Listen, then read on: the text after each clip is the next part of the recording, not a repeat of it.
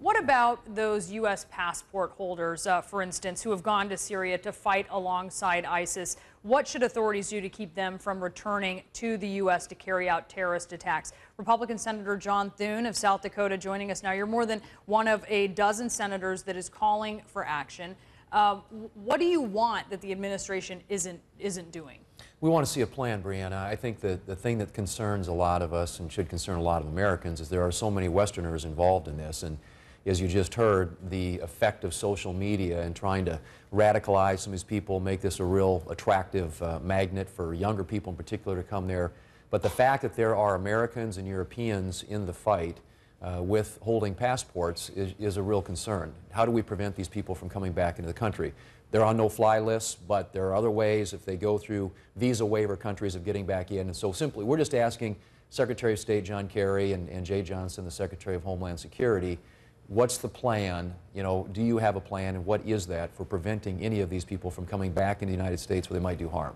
I want to talk to you about sort of the semantics of some of what we're seeing, but also first I want to talk to you about the congressional role here. There are so many people who are saying there should be congressional authorization here, an authorization of military action. Republicans run the House. You're a former House member. Why don't they just do it? Why?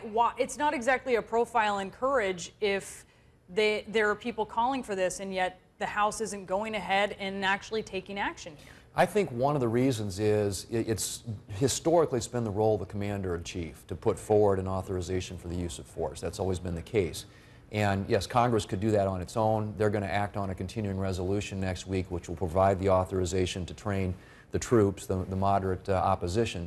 But I think in terms of the broader authorization, the administration says they have the legal authority to do it. They say they welcome Congress doing it themselves. But I frankly think it would be advisable for the administration to come to Congress with that request and for Congress to act on it. I think that's the way the process ought to work. But most of us, I personally believe that they do have legal authority based upon the 2001 and 2002 AUFMs. But a year ago, we heard the president say it would be, it's stronger if Congress is involved, and not just in a consultant role, but beyond that, voting on this. To your point that this isn't the way that it's been done, we heard Speaker Boehner yesterday. He basically said, well, it hasn't been done that way before. I mean, it sounds kind of like a lame excuse in a way to say, well, that's not how we've done it before. Well, I think in really, frankly, though, I mean, it is. There's one commander-in-chief, and the commander-in-chief is the person who says, this is what I want to do, this is my objective. He's the one who comes and sells his plan. And, we've gotten sort of conflicting signals about that, and I think the concern that a lot of Republicans in Congress have is the president in this to win it?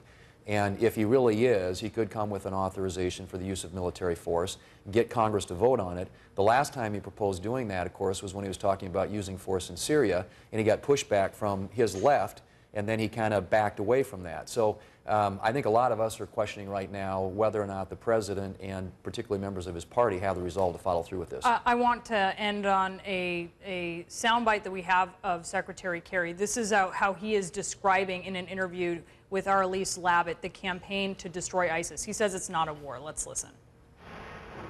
What we are doing is engaging in a very significant counterterrorism operation. And it's going to go on for some period of time. If somebody wants to think about it as being at war with ISIL, they can do so. But the fact is, it's a major counterterrorism operation. A major counterterrorism operation. Why not call it a war? Well, it is, and I think that they're trying to give comfort to their political base in this country. And I think there are a lot of Democrats who are are very leery of this. And frankly, most of the calls for the president to come to Congress are coming from Democrats right now. But I think when he says that, it's basically a denial of what's actually happening. We're dropping bombs in a foreign country. We've got 1,700 troops on the ground.